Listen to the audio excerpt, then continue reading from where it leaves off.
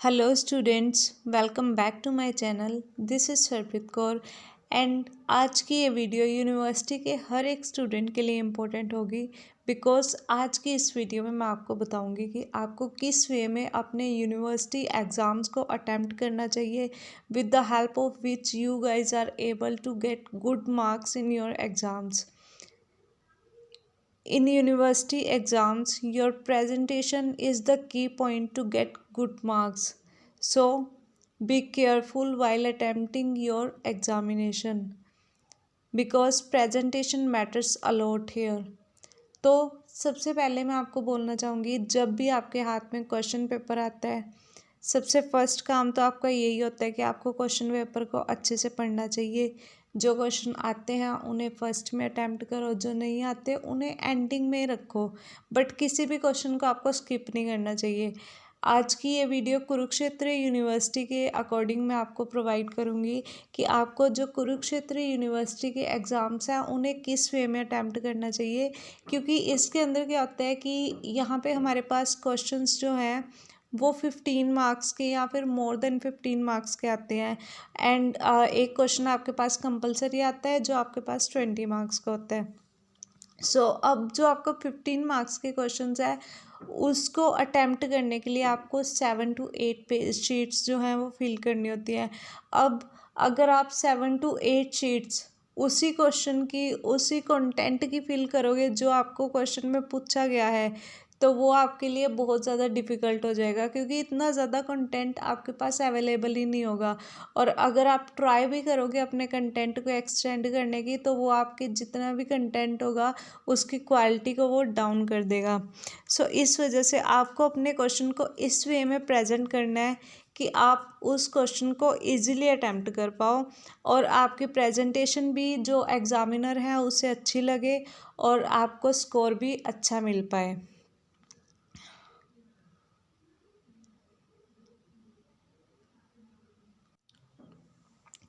अब जो भी आपका फर्स्ट क्वेश्चन होगा, कुरुक्षेत्र यूनिवर्सिटी के जो भी बीकॉम के स्टूडेंट्स हैं उनके पास जो क्वेश्चन पेपर आता है उसके अंदर क्या आता है कि क्वेश्चन नंबर 1 जो है वो आपके पास कंपलसरी होता है। देन आपके पास 8 क्वेश्चंस होते हैं जिनमें से आपको एनी 4 क्वेश्चंस अटैम्प्ट करने होते हैं जो आपके 15 मार्क्स के होते हैं ईच।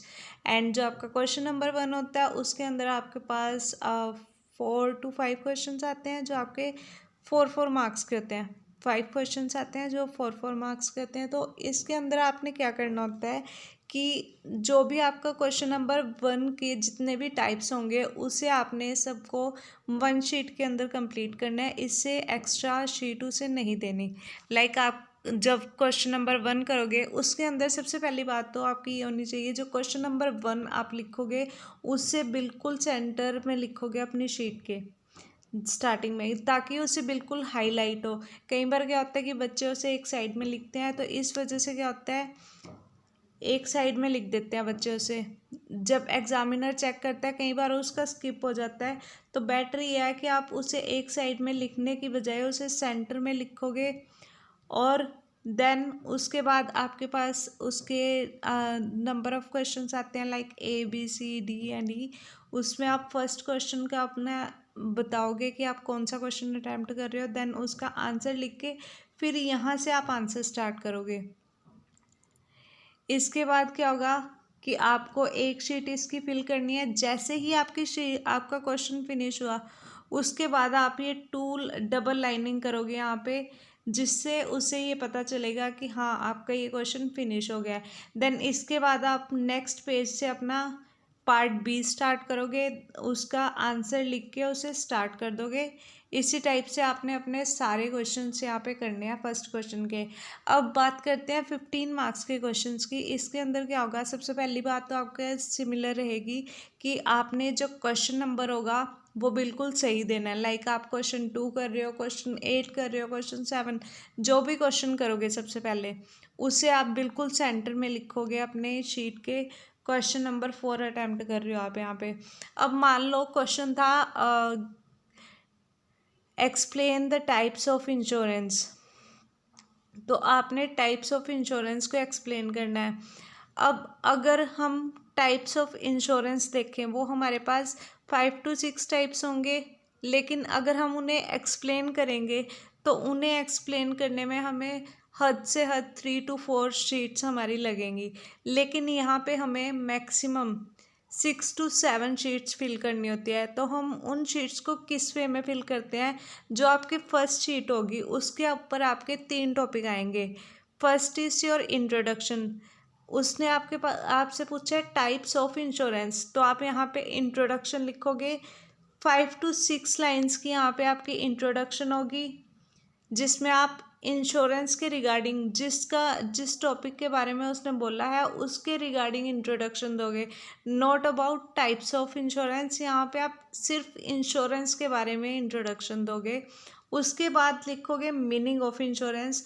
5 to 6 लाइन्स का आपका मीनिंग ऑफ इंश्योरेंस आएगा। एंड में पेज के आप लिखोगे डेफिनेशन। डेफिनेशन के अंदर आप क्या करोगे, अकॉर्डिंग टू एक राइटर की डिक्टेशन आपको लर्न होनी चाहिए। हर एक टॉपिक की एक एक डेफिनेशन आप लर्न कर लो और उसके राइटर का नेम भी लर्न करो। बिकॉज जब आप किसी भी डेफिनेशन को विद राइटर आप वहाँ पे देते हो तो वो एक बहुत ही पॉजिटिव इम्पैक्ट होता है ऑन योर चेकर।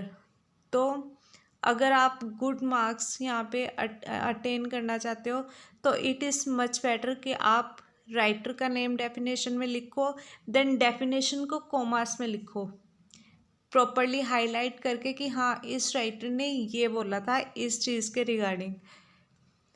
डेफिनेशन के बाद जब आप सेकंड शीट पर आते हो तो सेकंड शीट पर होना चाहिए आपका फ्लो चार्ट। सेकंड शीट से भी आपका आंसर स्टार्ट नहीं होना चाहिए।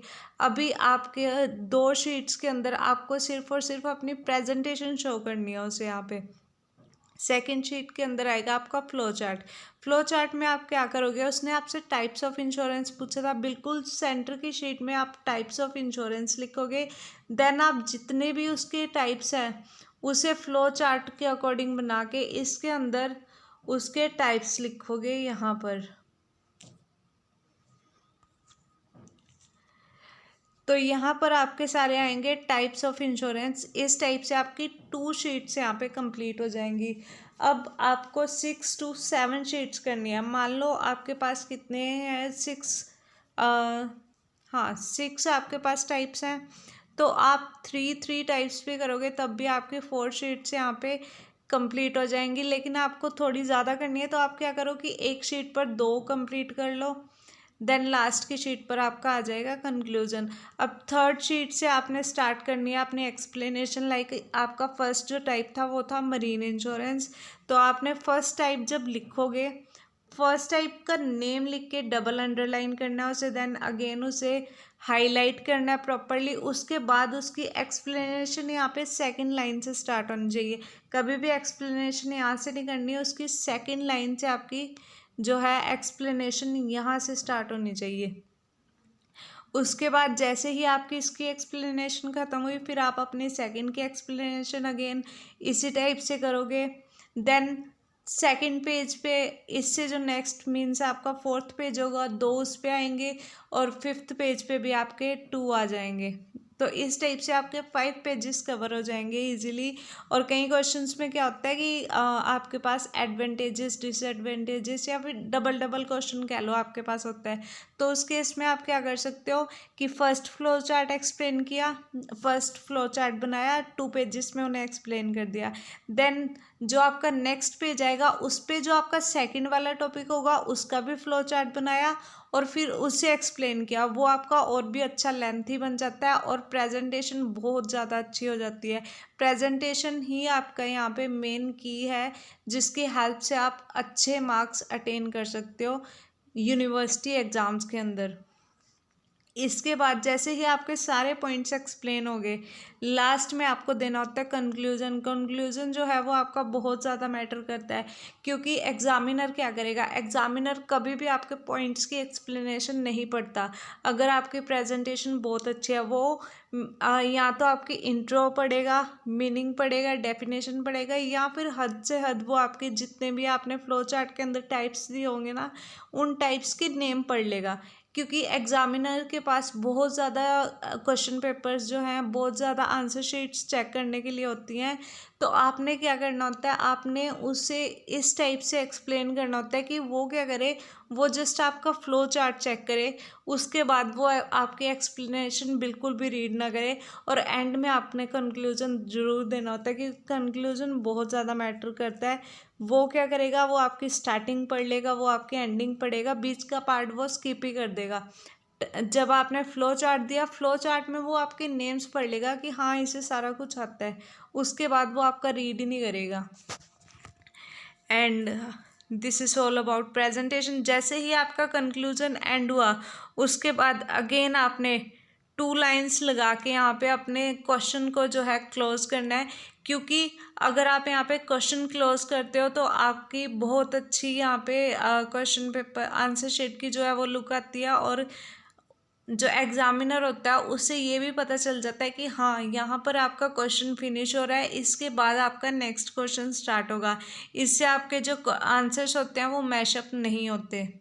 तो इस वे से आपको अपने क्वेश्चंस की प्रेजेंटेशन देनी होती है। बाकी जो आपके प्रैक्टिकल क्वेश्चंस रह जाते हैं, उसके अंदर भी आप क्या करते हो कि क्वेश्चन नंबर जो है वो सेंटर की जो आपकी शीट होती है उसकी सेंटर में लिखते हो आप क्वेश्चन नंबर।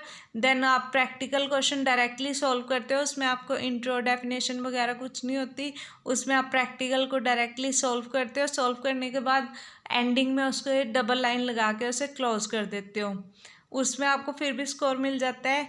इसमें जो आपके थ्योरेटिकल क्वेश्चंस होते हैं उनमें प्रेजेंटेशन बहुत ज़्यादा मैटर करती है। सो हर एक स्टूडेंट से मैं यही कहना चाहती हूँ कि जब भी आप अपना एग्ज़ाम देते हो यूनिवर्सिटी के अंदर, तो अपनी प्रेजेंटेशन का बहुत अच्छे से ध्यान रखो, क्योंकि अगर आप अपने क्वेश्चन को, अपने आंसर को अच्छे से प्रेजेंट नहीं करोगे तो आपके लिए स्कोर लेने बहुत ज़्यादा डिफ़िकल्ट हो जाएंगे। So this is all about presentation. अगर वीडियो अच्छी लगी हो, वीडियो को लाइक कर देना, शेयर कर देना, एंड कमेंट्स में बताना कि वीडियो कैसी लगी। And all the best for your exams. Thank you so much. Bye bye.